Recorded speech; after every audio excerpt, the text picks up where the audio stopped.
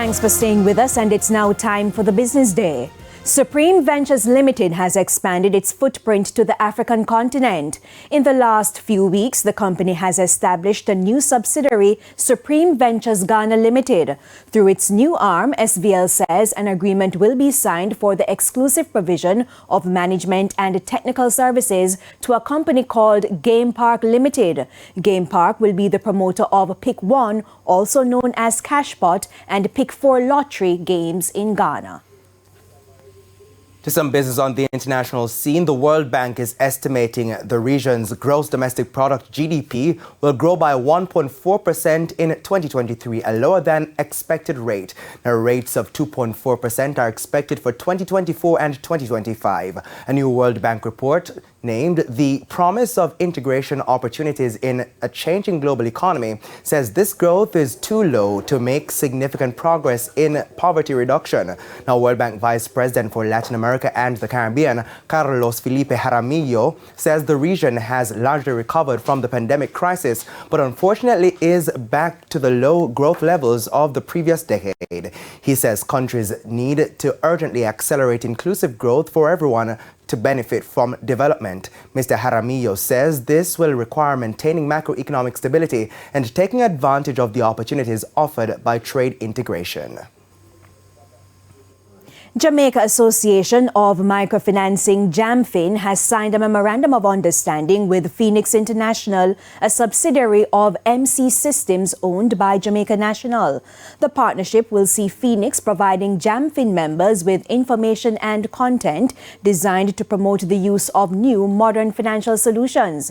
Dimitri Dawkins is Commercial Director of Phoenix International. The microfinance industry in Jamaica has been growing tremendously over the past 10 years. It has met the gap for financing needs for many small businesses, individuals who otherwise could not access credit. And we want to make sure that we can better understand the needs of this customer base, of the service providers that offer these lending facilities, and better create solutions to improve their efficiency, improve the customer experience, and make sure that this is not just an emerging market or a Jamaican-only industry, but that we're operating on a world-class level.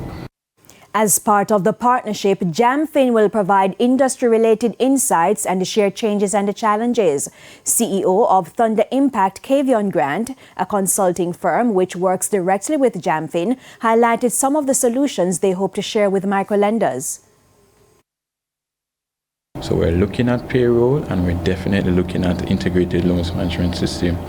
And most importantly, the loans management system, when we have a fully integrated loans management system, we will be able to aid microfinance institutions to properly calculate their effective annual interest rates. We'll be able to engage them more to introduce insurance products into their portfolios. Now, what happens is when they have multiple systems dealing with, things will fall through the cracks. So a partnership like this, we're looking forward that we'll have more quality loans coming to the sector.